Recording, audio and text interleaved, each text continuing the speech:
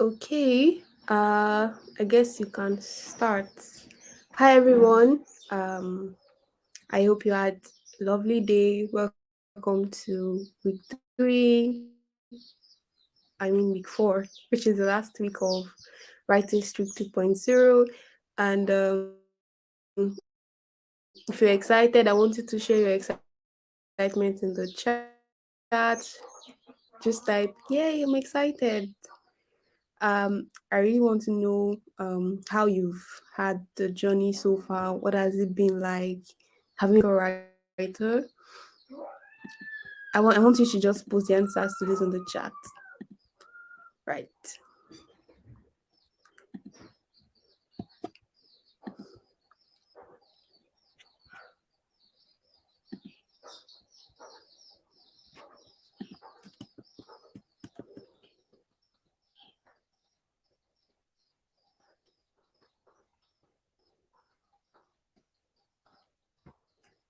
Okay. Hi everyone. Um just to recap, I want to know how you found the boot camp so far. Have you learned anything new? Have you found anything interesting? Do you feel like you're ready to take on jobs? Or do you feel like I didn't learn anything and it was just crap? So let me know what you think about the boot camp. Is it exciting to you? Have you learned anything particular? How did you find the peer review session? Did you learn something from somebody else's article? How was it like? Just type it in the chat. I want to know. Okay, so Kafayat is saying she has been pushing herself to write for the past 3 weeks and learning new things has been very refreshing. That's wonderful to know, Kafayat. Yeah, that's great. Great to see that you've been learning something and you've been really pushing yourself. Okay. Adeleke is saying, not sure I'm ready to go big yet, but it has been really nice. I've learned a lot. Tell trust me, you're ready to go. You just need to build that extra confidence. I know that you're ready to take on new jobs, you're ready to take on technical writing gigs, and congratulations. Yeah. Um, okay. Akorede is saying, I've learned a lot. I never knew technical writing has a lot of insight. Trust me, every new field is always exciting and has like things you really do not know. Okay.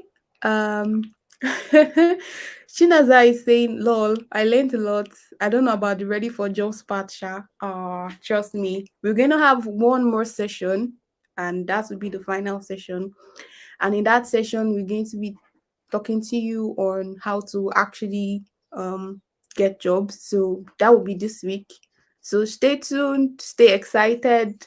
Um we're doing all this to just like prepare you for that session. And when that session comes, we're going to show you how you typically apply, right? And what the process is like, the selection process. So, yay. I'm excited. Oh, someone is saying, I'm ready for the job. Yes, that's the spirit. Go, girl.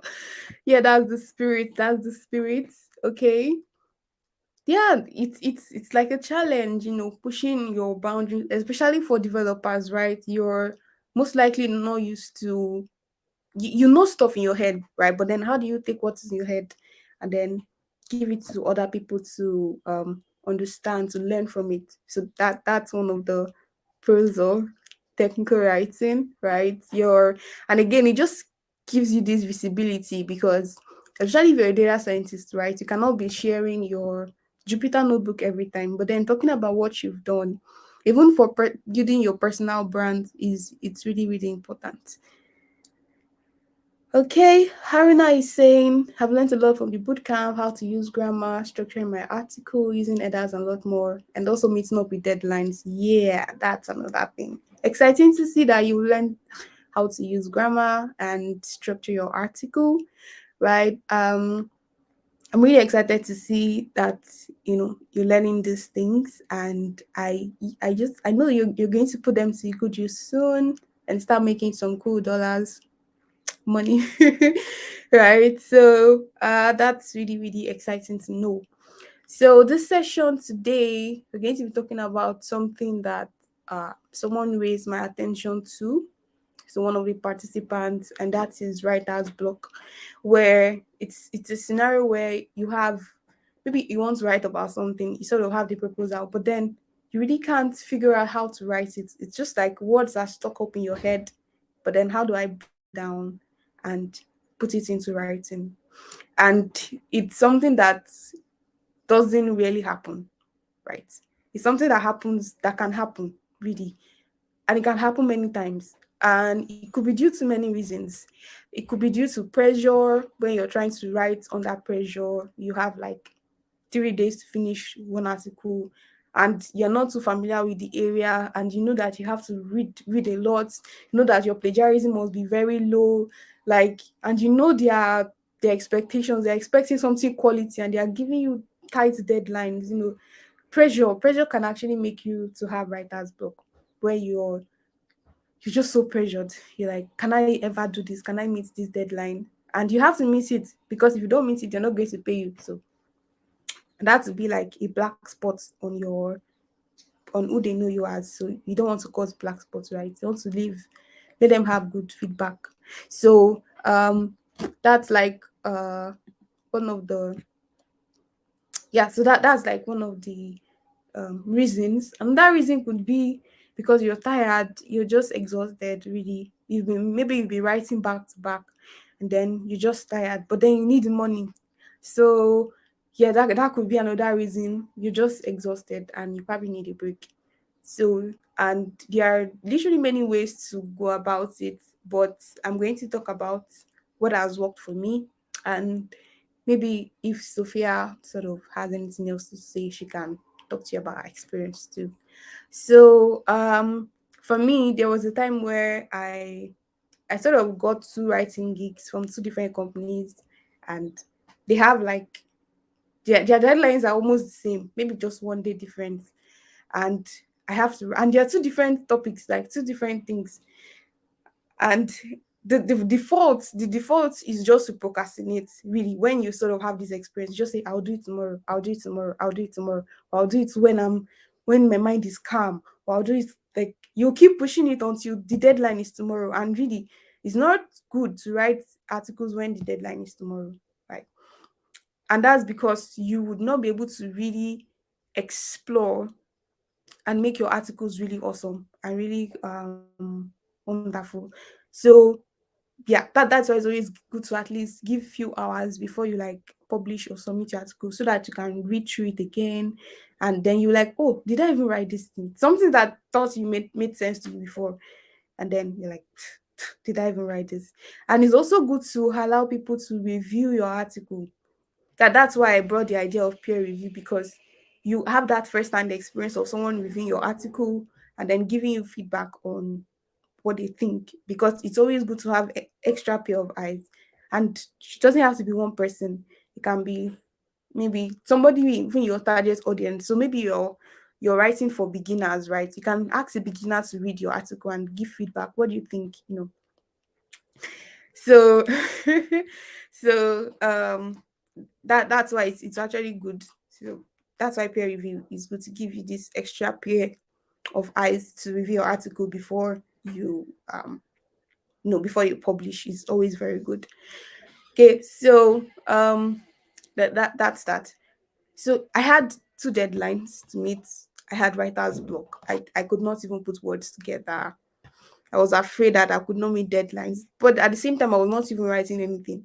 So if it's that I was writing something, maybe I'll be writing small, small, and then I might get to the finish line just in time. But I wasn't writing anything. Deadline was in 2 days. I have two articles to submit. Then I said, okay, there is no trick I'm going to, there's no magic I'm actually going to do if I do not get on and do something. So what I did was, that day I just set aside that day to write. So in the morning, I know I don't feel like writing, because as one thing about writing is you can't force somebody to write. It has to flow. There has to be like a flow. So if that flow is not there, trust me, it's just like there is no connection. You're not feeling it. So there has to be that flow. Nobody can force you to write, right? especially when you don't want to write. So I knew I didn't want to write, but my brain is, when your heart is telling you something, your brain is saying the otherwise, right? My brain is saying, if you don't write, first of all, you're going to spoil your image. The second of all, you're not going to get any money. So I took my phone. I have this notes app on my phone. I just first of all wrote the first thing that came to my mind. Okay, but when you think about this topic, what was the first thing that came to mind? Just wrote it down. Wrote random stuff in my mind, right? Then I kept writing, took a break, did something else. Then I remember, right? Maybe took like 30 minutes break, just write something else, go to internet, read, try to summarize what I read in my head, just write it down with no particular structure, right? So I did that till I wrote like quite a lot of stuff. They are not they are not well structured, they are just random thoughts in my head. And maybe things I think I need to research on. So I'll just write it and then put question mark. Okay, put me research on this. So it's just like my jotting notes, sort of. So that was what I did. And then when I did that till the evening, so I had like breaks. At the breaks, I did other stuff. Then I'll read, watch movie, do or work or do other things that are not so stressful. Okay. So at night, I already had like a couple of words. Then I checked the word count. Said that okay, I had like 1,200 words. Okay. Then now in my head, my mind now knows that okay, I've progressed, right? If I'm not at square zero again, right? I'm not at square zero, I've progressed. So the next thing is make this up to 1,500 because I'm supposed to write 1,500 words. Make this up to 1,500 and articulate, structure it. That was all. So that was what I told myself, like, see, it's not plenty again. You just need to. It's just more like you're sort of tricking yourself by not forcing yourself, but then taking very, very little steps. So then I copied this, put this in a Google document, and then went to see, okay, what other aspect have I not touched? This time I've still not articulated or structured the article. It's just like random notes. So I went to the internet to read more on the topic and try to see what is in the news, right? What are people saying about that topic? So, and then I added my own thoughts to it too. And now I had a little over 1,500. Then now went back. So when I went back, I didn't go straight to reviewing it. And one thing you should know is that when you're doing something like that, don't look out for errors. You might make typos, you might make spelling errors, punctuation. Just leave all those ones. That one is later. That one is for later finishing, right? So I just wrote everything like that. Then the next thing I wanted to do is I want to structure my table of contents. Okay, how should my article look like?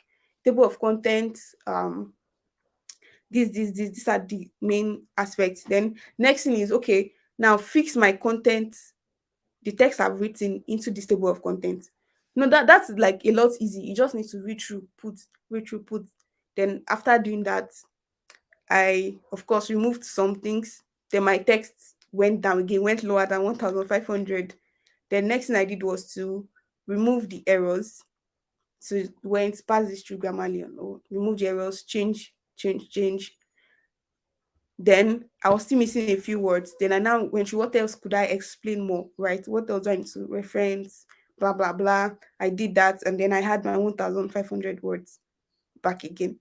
So, and that place that can help is in your conclusion. So maybe you're sort of short for words. Look at your conclusion. Once your conclusion is not too wordy, because it's like conclusion, right? It's not supposed to be too much words. Okay. So once your conclusion is not too wordy, um I added more to it, giving more insights and then recommendations. I did that to my conclusion. And my words was up to, and that was what I was able to do for the two articles, doing that like simultaneously at different times. And I met the deadline. When you meet those deadlines, you're like, woo! You're clearly saying like, God, I beg. And that was where I was able to do that. But after that time, it also came. So what I did was, instead of procrastinating, I would just write something small, no matter how much small. You see, one of the problems I realized is that if you're still looking at your notes or you're still saying in your head, you've not even created the Google document, you never start anything. The first step, even if your head is blank, create the Google document, write the topic, and go. Come back, write the table of contents. This is what I want to talk about, and go. Like, just be making little steps, especially if you're having writer's block, or even if you're not having writer's block. That is a very good way to start, because you would not be procrastinating it. You see, as you begin to write, like once you're really good with this stuff, you be overconfident and be telling yourself that I'll finish it in the night. I'll do. You are just lying to yourself. You might finish it that night, because of, if you don't finish it, you know the consequences. There's that extra strength that comes with last minute deadline, 11:59. But it may not always help you, right? So you should not live your life around that. Learn to be making little changes that make big difference. And that's the idea. Once your brain sees that you've done something, all you just need to do, just add small to it, just add small to it, just add small to it. So that was one way that I sort of overcame that. And the good thing is that some writing agencies have, they sort of provide the table of contents for you, so you don't have to like start from scratch, which is very, very good. The last writing agency I worked with, they did something like that, right? So what they did was, they just told me, okay, but we want you to write on this. And then the company itself already provided what they want you to write on. So we want you to write on this. We want you to have these particular subtopics. You want you to, um, yeah, want it to have these particular subtopics. You want it to contain this particular thing. So under the subtopic, this is what you talk about. When they are being explicit, trust me, it saves a lot of stress. But then it also comes with constraints, because you cannot talk about other things that they did not say. They did not say talk, don't talk. If they don't say talk about this, please don't talk about it. Please, thank you. Even though you feel like you should always like ask questions. Can I have this? Can I? So but again, that also helps with writer's block. When you already know, they just of give you that table of contents and then explain what each section could contain. Like, trust me, that's like phew. That also helps, but not all writing agencies are like that. I think Content Lab is like that. So Content Lab gives you like the format. So you just, yeah, and that's really nice. They make sure that the company give you the format. So it's just like required for the company to do. Give you the format, give you what is expected, so that it meets their own targets, right? It meets what they want and they are satisfied and everybody's happy. Because I think that's like what's most important. Okay. Yeah. I don't know if Sophia is on the call and she wants to say something. Hi guys. Yeah, Bumi, I'm here, and I would love to say a couple of things. All right. So to add to what Bumi already said, a way that that I help resolve writer's block, um, I try to set a timer, and I do it 5 or 10 minutes. So it's like we within that 5 to 10 minutes I get to focus on an area in that article. It could either be getting the right topic or getting an outline, like creating an outline or creating table of content or writing the intro. So if when I break that down into 5 or 10 minutes, I do that the first time, the second time, the third time, and I would see myself wanting to write more on that, and that would just break that that block that I had.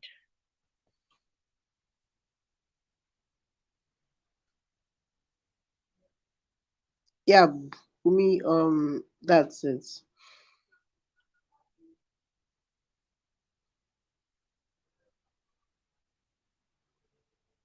I'm muted. Sorry. Okay, thank you so much, Sophia. And that works, seriously.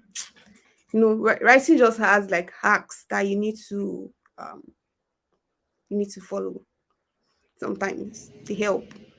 No, some might say that what is there in writing? Should we just write? It's that simple. You to write now. Like writing is more than just a skill, right? It comes with your mood. There are a lot of other factors that are involved, and that's why being a writer is a big deal, really. And it's not just, yeah, because if it's easy, if you, okay, some people say, yeah, they wrote essays in their secondary school. Well, you to also write on this, trust me. It's actually not, it's not because you've written an essay before that makes you a writer, right? A writer is more than just writing random stuff. It's being able to tell your story, that is enjoyable, right? I don't know if you've read some articles before and you're like, wow. Like you literally have to go and check the writer's profile. Not necessarily because the person has mad technical details. Like put enough is so technically skilled, but like you enjoyed all the some articles will put emojis or gif that just make sense. They're not too much, right? They're just accurate, they're just moderate, and they just make the article very interesting. Like I really enjoy some articles like that. um but also, please don't put gif inside client's article. Please, emojis and gifs and all these trendy words, please avoid it. If it's your own personal article, you can do whatever you like, right? But then you also make sure that it's not too much so that it does not piss the reader off. Because if it's gif every now and then, trust me, they'll think you're a clown, right? You don't want to look like a clown to your readers. And it will just be good, just maybe once you just had something to ease the tension, especially memes. Yeah, that's the word. Especially if it's a very technical stuff, right? It's good to add memes that ease the tension. And I don't know if you've also read articles that you're like, please, when will this end? You are literally scrolling and oh god, it's so boring. Yes, the content is actually what you want, especially all those research articles. Trust me, they're boring. Except for very few people that have been able to I don't mean at academic writings in this aspect too. I'm not talking about academic writings. But like research articles that maybe some top technical guy have written, and then yeah, it explains the concept. But um even the expert that is reading itself, he has to zoom to where it's going to, So you don't want your article to be difficult. You don't want it to be too technical that the person that is reading itself will be having a headache. I don't want it to be full of grammar. We know that you're an English student, yes, but you don't have to prove it by the amount of grammars that just makes everything bogus. So you don't want to have a bogus article. You don't want like someone imagine putting dictionary beside your article because of what? Who did I kill? Who sent you, right? So you don't want to also have that kind of articles. They want it to be moderate. They want it to be friendly, depending on um depending on the tone, right? And also some clients have like the tone. Some tell you, okay, they want it to be friendly and informal. So please know what friendly and informal means. Friendly and informal means you are talking to the person. It's like you people are in a discussion, right? And then you're talking, the person is responding. That kind of, and it's in a calm, friendly, the person can relate, can smile at some point. Like you person really ask and then just smiles. That's friendly. That's informal. When the client says formal, and then your article they are laughing. You you've lost the gig. So you don't want to make everybody to laugh when it's formal. When it's formal, know when to use formal words. And some don't like you to use what's the word? These sentences where you use abbreviations, you abbreviate instead of you're using we've. WE apostrophe VE. Yeah. So some don't want you to use that, right? Some want you to spell it out in full. So you have to like read rules very well and know what is accepted and know what is not. Okay. So someone is asking in the chat, how does one deal with perfectionism? Well, I think the only part where you should perfect your work is at the end of your writing, not at the beginning and not at the middle. At the end, when you think you're done and it's time for somebody else to review, that is when you should perfect it. Please. Like even at that, your article is not perfect until somebody else has reviewed it and given you good remarks. That's why you can say, okay, yeah, this article is nice. And then again, it's not also perfect until the client has received it and then said, yeah, that you did a great job. So the perfection in quotes, right? The perfection in quotes is not only from you. You might think you did a great job, but the article, the client says, what did you write? I start pointing error. You know, you know how they used to do it. They'll just open your, maybe if it's a Google Doc, they'll just go to that place, highlight it, and drop comments. You can just see, once you are seeing 20 comments, you know, say you are written rubbish. And you most likely write it again, and they might deduct out of your money. So you want to make sure that if there's any correction, it's very minimal, very, very minimal. And it's not in terms of accuracy. So for example, you are saying something, maybe you are saying, okay, you want to do this, maybe follow a technical step now, and then it's not correct. Maybe the truth is that you have not even tried it, you just copied it. Because if it's a technical article where you are showing them how to do something, somebody will follow it step by step. And that's another thing. Please make sure that if you're writing about telling people how to do something, you yourself, you've done it. Like, after writing your article, you go, you follow those steps and make sure they are reproducible. Because if you did not, you just copied what somebody else wrote and you just put it in your own, they will flag it, and then it shows that you don't have the technical competency. And trust me, you've most likely lost that. Sorry. So no to say no to copying. Perfectionism is at the end, and it's not by you. You're not the one to say my article is perfect. It's when other people have reviewed it and say this is okay, right? The client have received it and liked it. That is when you know, okay, I've done a great job. So it's not you to define, really. But yes, if you've done a great job, you know you've done a great job. But then it's not only you. You're not the one to read your article. It's people. Okay. Okay. Rose is asking, what if the client wants emoji interaction?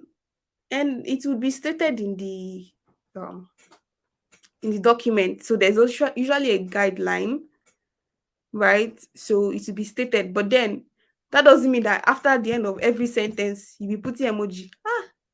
That's clownery. You're supposed to use it mild. Like, you should be able to come maybe just two, three, very few, and then at the crucial place. So it's not left for you to know when exactly to put it. It depends on the client, right? If they say you should put it or it's allowed, that doesn't mean you should now throw emoji inside everything like WhatsApp TV or WhatsApp business people. It's not that. It's an article. Despite the fact that it's informal and friendly, it still has to be very, very moderate. Okay. Does anyone else have any question? Okay. So please know that I'm also sharing like tips on um on things that have worked for me in my own write-up. And there might actually be a time where you feel like you did so well. Um Sometimes they may ask you to write sometimes they may ask you to write about um maybe one of their APIs, maybe write a documentation. While you were using it, you encountered, maybe you had to walk around a certain bug. So you now wrote it in the article that this. And because they'll give it to their technical guys, technical and answer, and I said, this is rubbish, that this does not work, blah blah blah. And in your head, you're like, there was a bug. And I walked around basically saying no, that this is wrong, something like that. Oh well, what are you going to do? Most times, if you I feel like it's you should not be defensive. So if they are putting blame on you when the fault is obviously theirs, you should not be defensive and try to prove a point. Because exactly who are you proving to? Come on, they're the one paying your salary. I don't want paying you literally. So you're not to prove a point. If they say this, maybe you just politely try to explain why this had to happen. And if they still said no, just leave it. They say they're canceling it, blah blah. Let them do it. Right. I've actually worked with a client like that. I think it was one of their Android APIs. I was asked to implement, and then I had to work around the bug and just sort of find a way around it. And then they said, no, this is wrong. This is that. And this was after I sent an email to them like, hey, I feel like you guys, this thing is not working. But nobody responded to you. And then there's deadline. You still have to meet the deadline, nevertheless. They're like, okay, because you even said that because this is not work, I did this, and then you're still shouting. Sometimes life is just unlucky. So please don't try to prove a point. Um tech, please, technical writing, you can see in the name there is tech, not anything else. Tech. Technical writing is tech. Anything tech, yeah. Not content writing. If you want to write about other things that are not tech, then it's content writing. But if it's technical, it is tech writing. Academic writing is not technical writing. No. They're very, very different. Very, very, very, very different. In fact, the conference that I attended recently, and one of the researchers raised this point. It was like, you people, you're writing academic paper, like I see you're writing blog. They are very different. Academic writing has like standards, has formats you must follow. They have particular grammar you must use. And then it's not what somebody may just stumble upon and just read. If your article is too liquid, like it's not strong enough, right? They can reject your paper. Like, come on, you're writing as if you're writing for a 2-year-old. It's too simple, might be rejected. So academic writing has its own, and it's a field on its own, right? Technical writing is different because the audience is different. Technical writing is for, you're writing to technical people. Academic writing, you're writing to academic people, and they want their style, they want their format, so they are not. It's not under it at all. Okay. Um. Okay. While I wait for more questions, Sophia, do you have any tips you like to share with the audience? Okay. Yeah. Yes. So okay. Just to like add to what Bumi said, because she has basically said almost everything. When you are writing an article, especially if it's like your your article, you are trying to build your brand, or you're trying to build your reader, try to add a personality to your article. And it could either come in form of a funny meme or like a funny joke about the topic or concepts that you are working on, or just something to give you your own unique tone, something to give you your own unique voice. That's one thing. And yes, another thing is most times I don't from my experience, I've never or rather a client has never asked me to use an emoji reaction. But then if you are working on an article for your blog, it's okay for you to use it, but don't overuse it. I guess that's all, because Bumi has basically said almost everything.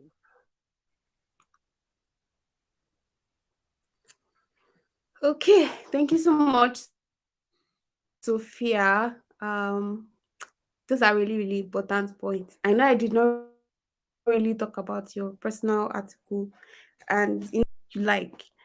But know that in doing whatever you like, you're also building like a brand for yourself.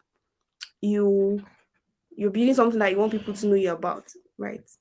And there should also be consistency in your writing. And consistency, I mean, um, for example, uh, although I think it depends from individual, but if you have a blog and then today maybe you're writing technical, and tomorrow all of a sudden you start writing about music, not related to tech. It's just like your Twitter page, right? And then you usually post stuff about tech, and so you start posting political bans. The recruiter said that is looking like this person is a confused individual. Which one do you want to do? Do you want to do politics or you want to do tech? It's usually good. It's not compulsory, but it's ideal to have like a consistent. So there might be a point where you need to switch. And if you are switching, your reader knows that you switched from something to something, right? It's not as if, okay, like now my blog, right? There was a time I was writing about Android, then I switched to NLP, then I switched from NLP to AI and general text stuff. So if you are reading, you'll be able to see the switching, right? It's not as if, okay, I did this now. Now I'm now going to like just throw in something else that is random. I'm not saying you cannot write, maybe you used tech to solve a problem in a particular field. Definitely you can write about that. But I'm now saying that you should make sure that if it's tech, let's see be tech. If you want to have a food blog, have a separate food blog, right? So that in case someone really finds your articles interesting, like let me even get to know about this person. You never can tell really. Like my own jobs like this, they've been from somebody coming across my article and like, wow, did you write this? Yeah. This is what you think, right? How do you think we can apply this? And boom, get your job. Finish. So it's good if imagine if person first see, okay, this person has been writing about hyperparameter optimization. Start talking about Nigerian politics. Start talking about food. Then travel. I'm like, wait, is this person a comedian? Like, the person may feel like you just plagiarized the article and the article was not your own. No. So, um, is it compulsory to use pictures? I think I've answered this before. Um, it's Sorry, good. Bumi, Yeah, can I take this one? yeah, yeah. All right. So now, it's good, but I would not say it's like 100% compulsory. But then you are writing an article, you are explaining a concept to someone, you would need a visual aid. You would need something to explain what you are like you would need a visual aid to back up your words. So yes, you should use pictures, but then don't overuse it. Like let's say you are writing an article of 1,000 words and you decide to use 10 to 12 images. No, that would just be too much. So yes, use images, but try to cocktail the way you use them. And if you are working on an article that involves coding, please and please do not screenshot the code snippet and add to your article. That is just very bad and very poor, because as you're explaining what that code does, you also want your reader to be able to copy that code and understand that code. So instead, use code blocks, because I know that Medium has code blocks, Hashnode has, Dev2 has. Use code blocks, and if the platform that you are using does not have it, there are other sites that you can write the code there and copy that URL, like GitHub gist or pieces. So please do not screenshot that code snippet and add. Instead, let your picture be focused on the code output, or like an image of what that code does. So yes, do use pictures in your article and do not use code snippets as pictures. Awesome. Like those are really, really important points. For real. Please. Please. We are begging. Your readers are begging. And it's just a good writing etiquette, really. Even for you as a person, because your articles are not just for other people. You can also access them. You can also like go back to it, refer to it. Oh, I think I've written this. And then that moment where you're like, yeah, I know I wrote the code. And the code is long. You have to sit down and type everything again. It's just good, writing etiquette. Um, can we make use of emojis? I think this has already been discussed. Yes, you can, but it should be very minimal, not to turn your article into a clown, like a clown show, please. You don't want it to be filled. It's not WhatsApp TV or WhatsApp business, right? It's something where someone is supposed to go to source for knowledge. Now, and I gave instances where you might use it. Maybe your article is quite technical. Maybe you're talking about like a really, maybe you're writing about Kubernetes, for example, or all those things that people generally perceive as difficult. And then you just want to like ease the tension when you get to certain areas. So you might use an emoji, but it's not like emoji here 1, 2, 3, 4. It's not clown, right? And then I also talk about GIFs too. So just very minimal, and then the purpose might be to like ease tension or make there to be a break. So if person has been reading, right? Again, you don't want very long articles, except because there are some sites that want long, up to 7,000 words. They say it's good for SEO. I don't know how that works though. But some want very long words. And then it can happen that yeah, you're reading something long, right? And then you just want to cut just a little break for the person to stretch and continue. So you might use a GIF, or just not that the whole article, GIF here, GIF, every part. Like you don't want something like that. Okay, writing with AI. This is also another important part. For your own good, please don't learn how to write with AI. Don't learn how to write. No. Now some clients say no AI. Please don't use AI. Once they say no AI, don't use AI. Like, even though for me, some of them are quite ridiculous when they say they will check your article with AI. It's very ridiculous because even the AI you are talking about was trained with people's articles. So how is it supposed to, like, you train something with somebody, people's work, and you're now validating people's work. You're saying differentiate. Anyways, I'm an AI researcher and it still doesn't make any sense to me. Okay, so if you're just starting out, don't write with AI.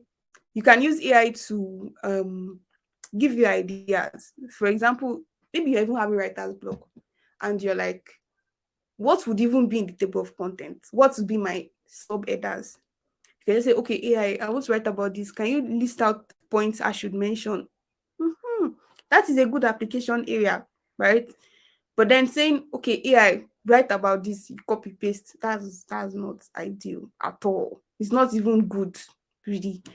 It would not, you will not develop, you will not be a good writer. You just be dependent on tools, and you don't want to be dependent on tools. You want to be good. So when they say you are good, right? So you can use AI, you can use AI to, maybe you need to paraphrase. Again, as I said, some of those paraphrasing tools are actually AI tools.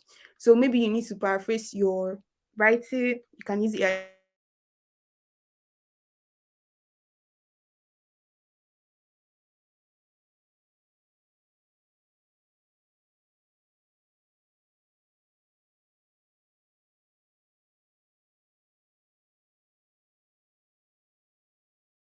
to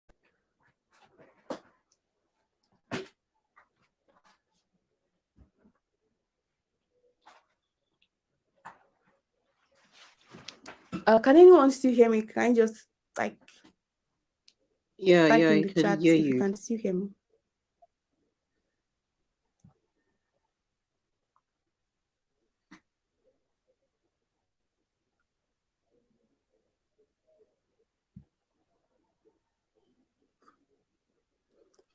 Okay, awesome. Okay.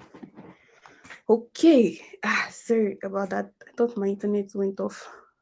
Um, yeah, so if you want to check your mistakes, it- I think you should use Grammarly or any mistake checker tool.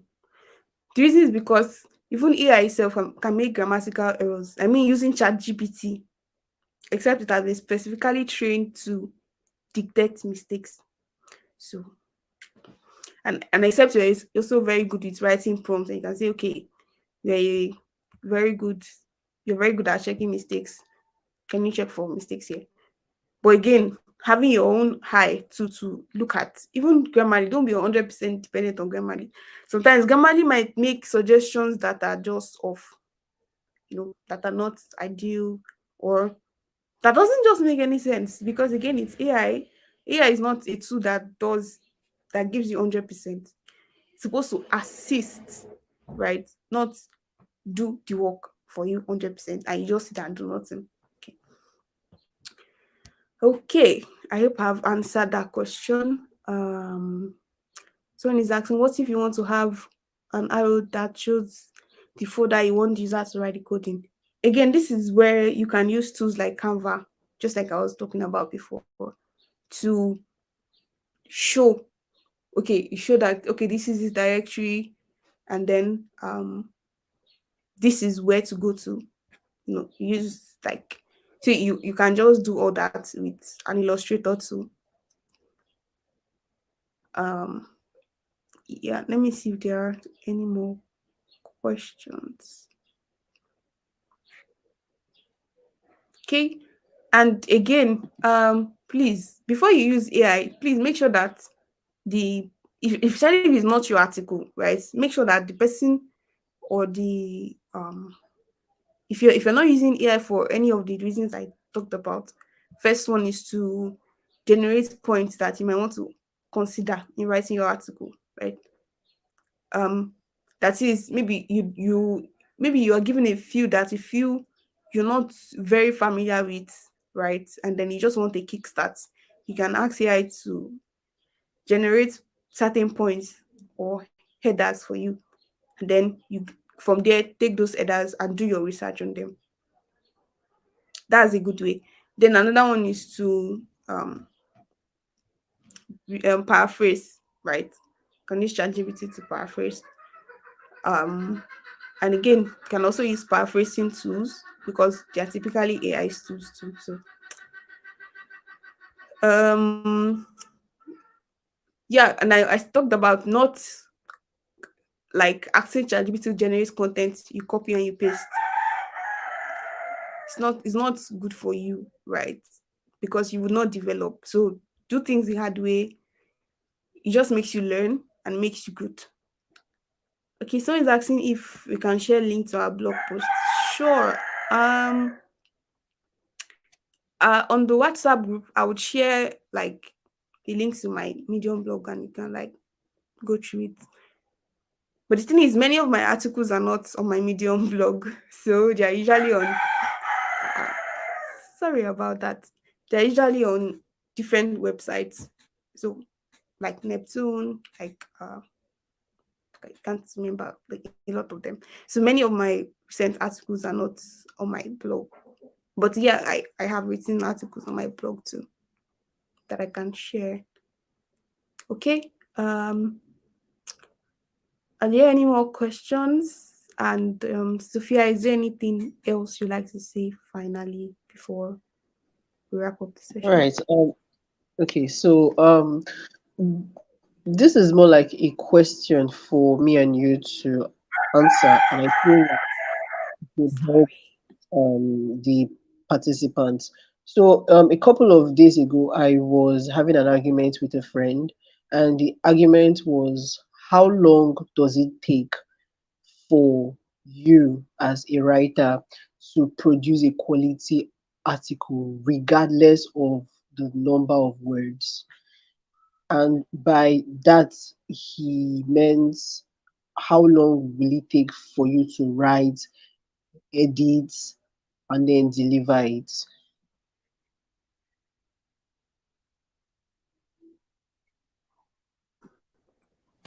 I think um, first off, if you're not given a deadline, if it's just on your own, if you're given a deadline, of course you have to work with your deadline. But if you're not given a deadline, it depends on how familiar you are with the topic. So if it's a topic you are really familiar with, it might not take you so much. But again, you must know that give at least 1 day for review and for it to go over. Some people might write articles in 2 days and it's fine. Some three, some 1 week, some 2 weeks. Depends on how difficult in quotes it is. Because there was an article I wrote that I had to do research. There was no article like that on the internet, so I had to do research, ask, write my own findings before I could publish it. So it took me like 1 month. But it just depends on how familiar you are with it and how good you are, right?